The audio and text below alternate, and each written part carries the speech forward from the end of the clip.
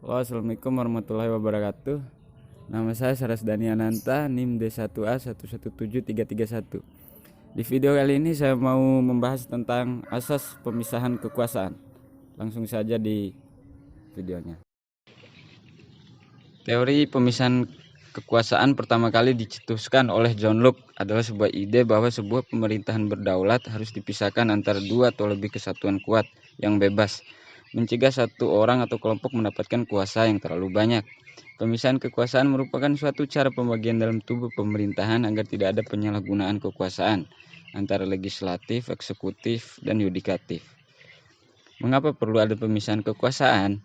Karena setiap kekuasaan dalam negara harus dipegang oleh badan atau lembaga yang berbeda, agar tidak terjadi tumpang tindih pelaksanaan kekuasaan.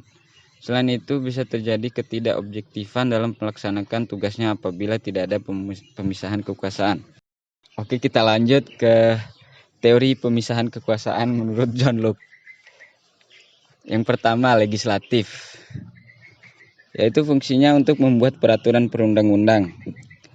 Eksekutif, fungsinya untuk melaksanakan undang-undang termasuk mengadili setiap pelanggaran terhadap undang-undang. Dan federatif, yaitu mengurusi urusan luar negeri dan urusan perang dan damai dalam pemerintahan atau negara.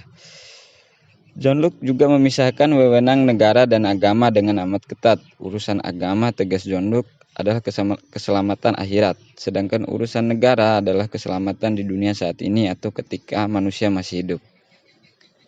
Sedikit tambahan, John Locke ini berasal dari Inggris ya, dia filsuf asal Inggris. Dan mengapa John Locke menggunakan kekuasaan federatif? Karena kekuasaan federatif menjalin hubungan dengan negara-negara atau kerajaan-kerajaan lain. Salah satunya negara Inggris, karena dulu Inggris memiliki negara jajahan. Kita tahu ya, dulu Inggris memang negara penjajah, sehingga untuk menjalin kerjasama dengan negara-negara jajahannya diperlukannya adanya lembaga federatif, dan dibuatlah lembaga federatif itu. Lanjut ke teori pemisahan kekuasaan menurut Montesquieu.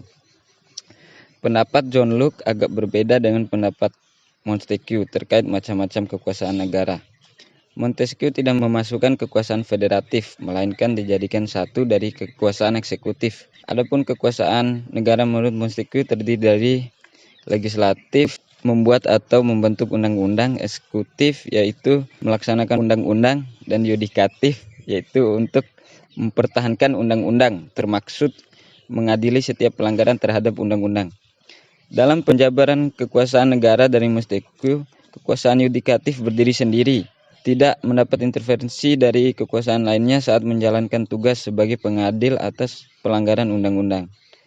Konsep pembagian kekuasaan negara oleh Montesquieu ini dikenal dengan nama trias politika yang diterapkan oleh banyak pemerintahan di dunia termasuk di Indonesia. Pemisahan kekuasaan di Indonesia dikenal dengan trias politika, yaitu dibagi menjadi tiga, yaitu legislatif, melaksanakan kekuasaan membentuk undang-undang oleh DPR atau DPD bersama presiden dengan persetujuan bersama.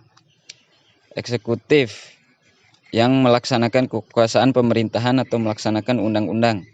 Dan yudikatif, melaksanakan kekuasaan pengawasan terhadap pelaksanaan undang-undang dan mengadili apabila ada pelanggaran terhadap undang-undang.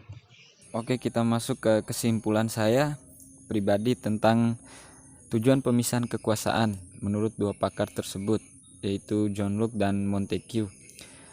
Yaitu tujuan pembagian kekuasaan tersebut saya bagi menjadi beberapa bagian, yaitu fungsinya untuk mencegah tindak sewenang-wenangan atau otoriter lembaga yang kekuasaannya menumpuk. Jadi dibuatlah pembagian kekuasaan tersebut, dan menciptakan kepentingan umum bagi kesejahteraan rakyat, mencegah penyalahgunaan kekuasaan, mensinergiskan fungsi kekuasaan terhadap beberapa lembaga kekuasaan tersebut, dan mempermudah dan mengoptimalkan kinerja suatu badan pemerintah. Mungkin cuma itu saja yang bisa saya sampaikan. Lebih dan kurangnya saya minta maaf, dan jangan lupa like, komen, dan subscribe. Dadah.